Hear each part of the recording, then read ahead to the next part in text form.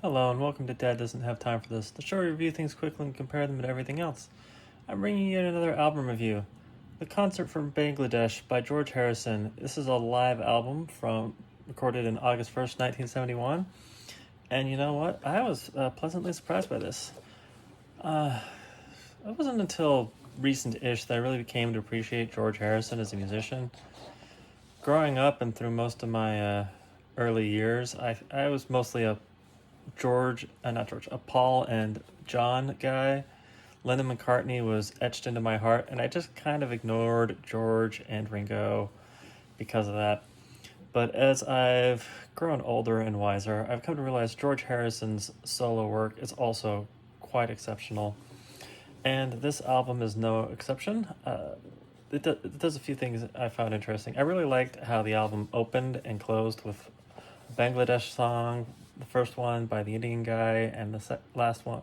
Well, it wasn't technically the last song, but the next last song was the George Harrison.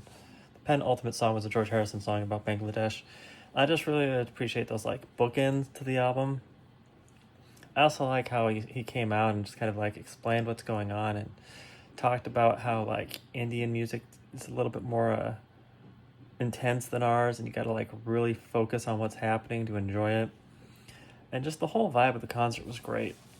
This also happens to be, in hindsight, my favorite batch of Bob Dylan recordings I've heard. Honestly, I'm not super into Bob Dylan, but there's a lot of Bob Dylan on this album, and I liked it a lot more than most Bob Dylan I hear in the world. I know for some that's sacrilege, but that's just how I feel. Not super into Bob Dylan, but of the Bob Dylan I've heard, this is probably my favorite Bob Dylan. George Harrison on this album, there's not a lot of George Harrison, there's a little bit of Ringo, there's a couple of Beatles songs. It's a good mix of his solo works, a couple Beatles songs, Ringo Says Hi. They've got a bunch of musicians. I just really appreciated it, the whole album as a whole. I'm not really sure where all you can get this, but I believe UNICEF's still selling it, so if you want a physical copy, there's that. And I don't know, it just reminds me of like Live Aid with Queen, that era where like bands would put on these massive concerts, and it just like it spoke to the generation at the time.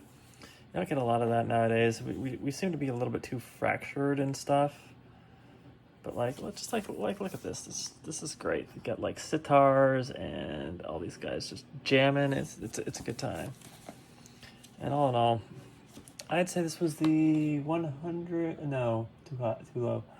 This was the currently on the list, the 95th best album of all time. I really enjoyed it. I hope you do too, and I'll talk to you all later. Have a great day.